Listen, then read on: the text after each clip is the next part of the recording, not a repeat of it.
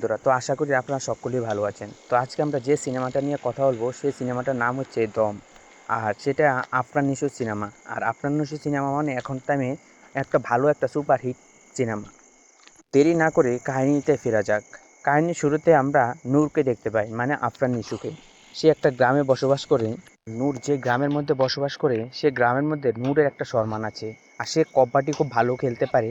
আর একটা কথা আছে না, যে দম থাকতে যা কিছু করা যেতে পারে, যে আপনারা লাস্ট অব্দি দেখতে পারবেন। তারপরে আমরা দেখতে পাই যে নূরের বিয়ে হয়ে যায় একটা রানী নামে মেয়ের সাথে, মানে পূজাচেরির সাথে। আর নূর তার জীবনের মধ্যে সে বেশি কিছু চায় না। সে চায় যে তার বউয়ের সাথে ভালোভাবে সংসার করে থাকার জন্য। আর তার মাও যাতে তাদের সঙ্গে থাকে খুব ভালো একটা সংসারে। সে কিছু টাকা পয়সার জন্য এজেন্সির কথা শুনে সে চলে যায় আফগানিস্তানের কাবুল শহরে। আফগানিস্তানে তখন চলছিল তালেবানের শাসন। আর সেখানে যুদ্ধ অবস্থায় তার পরিবার চাইছিল না যে সে এখান থেকে সে চলে যাক।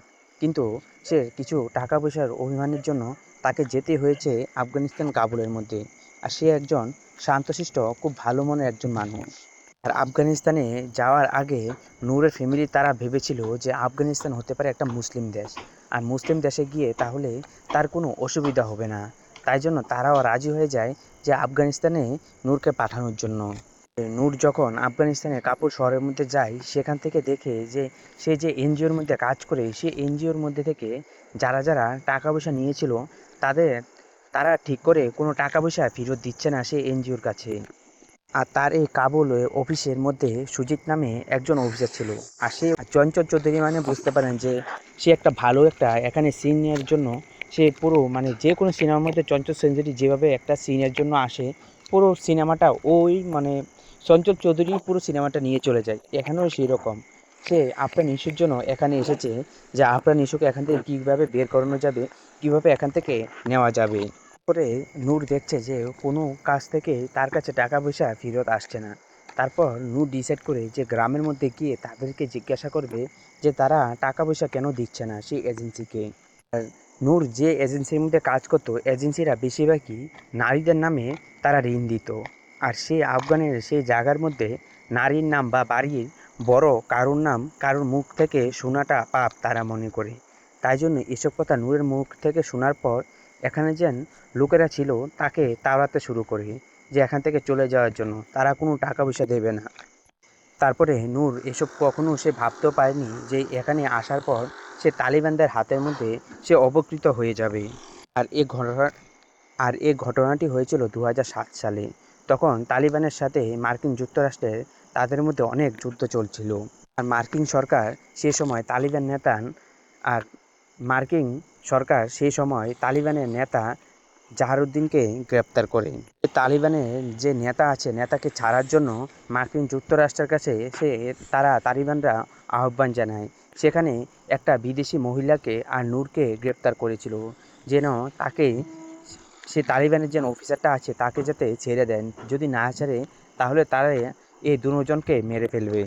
আর দুর্ভাগ্যবশত সে রাস্তা দিয়ে বা যেখান দিয়ে যাওয়ার সময় সেই যে নারীটা ছিল, নারীদের সেখানেই মৃত্যু হয়ে যায়। আর অবশেষে বেঁচে গেল নূর। তারপর নূরকে নিয়ে তারা এখান থেকে অন্য জায়গার মধ্যে চলে যায়। আর নূরকে যে জায়গার মধ্যে বন্দি করে রেখেছিল, সেখানে সেই লিডারের মধ্যে একজন ছিল আজেজ বলে। সে হচ্ছে পাকিস্তানি তালিবানের একজন। তখনই জানতে পারি যে আজিজের বাবা যখন 1971 সালে বাংলাদেশের সাথে পাকিস্তানের যুদ্ধ হয়েছিল, তখন তার বাবা সেখানে এসেছিল। আসার পর সেই যুদ্ধের মধ্যে সে তালিবানের মানে ওর বাবা ছিল সেখানে মারা যায়। আর সে যখন জানতে পারে যে নূরের বাড়ি বাংলাদেশ, তারপর থেকে নূরের উপর সে আরও অনেক অত্যাচার করা শুরু করে। নূর সে যতবারই বলে যে সে বাংলাদেশি একজন মুসলমান, কিন্তু ইজাজ তাকে কাফির বলেই তুলনা করত। নূর যখন কুরআনের নামে সে সব কিছু বলতে শুরু করে, তখনও ইজাজ তাকে কোনোভাবে বিশ্বাস করছিল না। তাকে রাত্রিবেলায় পুরো নগ্ন অবস্থায় একটা গুহার মধ্যে ফেলে রাখতো আর তার উপর শুধু অত্যাচার করত। তালিবানের মধ্যে রাশিদ নামে একজন উচ্চশিক্ষিত একজন তালিবান ছিল। সে নূরকে অনেক কিছু থেকে বাঁচাতো আর অনেক কিছু তাকে বুঝিয়ে বলতো যে এসব না করার জন্য। পর সেই লোকটা নূরকে বলে যে তোমার উপর অত্যাচার করার কারণ হচ্ছে তুমি যে ফান্ডের মধ্যে কাজ করো, মানে তুমি যে এজেন্সির মধ্যে কাজ করো, সেই এজেন্সির অর্ধেক টাকা পয়সা আসেই যুক্তরাষ্ট্র থেকে।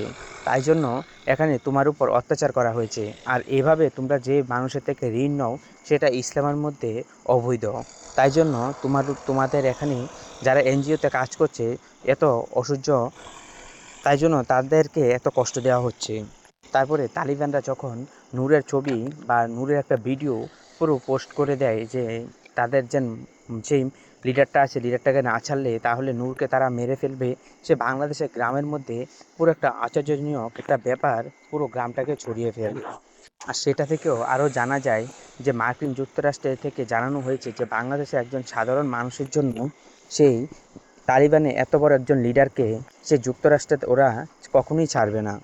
পরে মার্কিন যুক্তরাষ্ট্রের কাছে যান, সেই লিডারটা সেই জেলখানার মধ্যে মারা যায়। তারপর এসব কথা যখন তালিবানরা জানতে পারে তখন তালিবানরা সিদ্ধান্ত করে যে নূরকে তারা ভিডিওর সামনে তারা নূরকে মেরে ফেলবে। তারপর নূরকে যখন একদিন খাবার দেয় তারপর নূর সেখান থেকে পালিয়ে চলে আসে। আর নূরের পায়ের মধ্যে প্রচুর ব্যথা ছিল, তার পাওটাও মচকে গিয়েছিল, সে মাঝখানে পাও নিয়েও বেশি দূর যেতে পারে না। তারপর তালিবানরা তাকে আবার সেখান থেকে ধরে নিয়ে চলে আসে। তারপরের দিন নূর ভেবে নিয়েছিল যে নূরকে তালিবানরা মেরেই ফেলবে, তাই জন্য নূর সেখানে স্নান করে সেখান থেকে নামাজ টামাজ পড়ে সে রেডি হয়ে যায়। কিন্তু তালিবানের মারার একটা অন্যরকমই একটা অভ্যাস ছিল।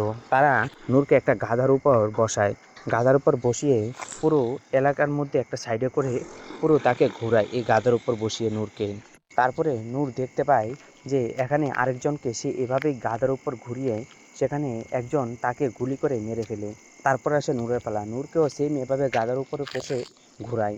কিন্তু নূর যখন আল্লাহর নাম বড় বড় করে চিল্লিয়ে নিচ্ছিল তখন সেখান থেকে তালিবানরা বুঝতে পারে যে নূর ভালো মানুষই হবে, সে বারবার আল্লাহর নাম নিচ্ছে। তারপর সে তালিবানরা ডিসাইড করে যে নূরকে তারা ছেড়ে দেবে। আর এখানে যে তালিবানরা আছে তালিবানরা ডাইরেক্ট নূরকে না ছেড়ে সে যে এনজিওটা আছে যেখানে নূর কাজ করতো সেই এনজিওর কাছে আবেদন করে যে 1 মিলিয়ন আফগানি মুদ্রা তাদেরকে দিতে হবে, তারপরেই তারা নূরকে ছাড়বে, না হলে তারা নূরকে ছাড়বে না। তারপরে সময় ঈদ চলে আসে, ঈদ আসার পর সেখান থেকে নূরকে ছেড়ে দেওয়া হয়। নূরকে বলে দেওয়া হয় যে গ্রামের মধ্যে এসে ঘুরে যেখানে ইচ্ছা সেখানে যেতে পারবে। তারপরে নূর সেই ঈদের মধ্যে সেখানে সেমাই টেমাই খেয়ে সেখানে খুব আনন্দ উল্লাসেই সে মনোনীত হয়, কিন্তু তার মনে মনে অনেক কষ্টই চলছিল। পরে এই ঈদের দিনই সেই এলাকার মধ্যে একটা বড় একটা বুম বামরা হয়, আর সেখানেই একটা মেয়েকে দেখতে পায় নূর, যে মেয়েটা সেখান থেকে যদি নূর নিয়ে না আসে তাহলে মেয়েটা মারা যাবে।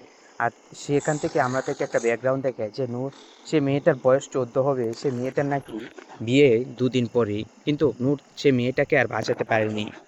সেখানে আমরা রানীকে দেখতে পাই বাংলাদেশের মধ্যে, যে রানী চলে গেছে ঢাকায় যে এনজিওর মধ্যে নূর কাজ করতো সেই এনজিওর অফিসের মধ্যে। অফিসারকে গিয়ে জিজ্ঞাসা করার পর জানতে পারে সেখানে মার্কিন যুক্তরাষ্ট্র তাদেরকে বারণ করছে যে টাকা দিয়ে নূরকে যাতে না ছুটিয়ে আনি। মার্কিন যুক্তরাষ্ট্রের তারা বলার কারণ হচ্ছে এখন যদি নূরকে যদি এত টাকা দিয়ে তারা ছুটিয়ে আনে তাহলে তারা আরও অন্য কাউকে গ্রেপ্তার করে নিয়ে যাবে, তারপর তাদের কাছ থেকে আরও টাকার ডিমান্ড করবে, তারপর তারা আর কিছু পরে করতে পারবে না। তাই জন্য বারণ করছে যে টাকা পয়সা দিয়ে না আনার জন্য। আর তাদের যতগুলি ব্যাংক ট্যাঙ্ক ছিল সব কিছু ফ্রিজ করে দেয় মার্কিন যুক্তরাষ্ট্রের সরকার। আর এখানে যে ইজাজ ছিল সে ইজাজ এখনও অবধি নূরের কাছ থেকে তার রাগ শেষ হচ্ছিল না।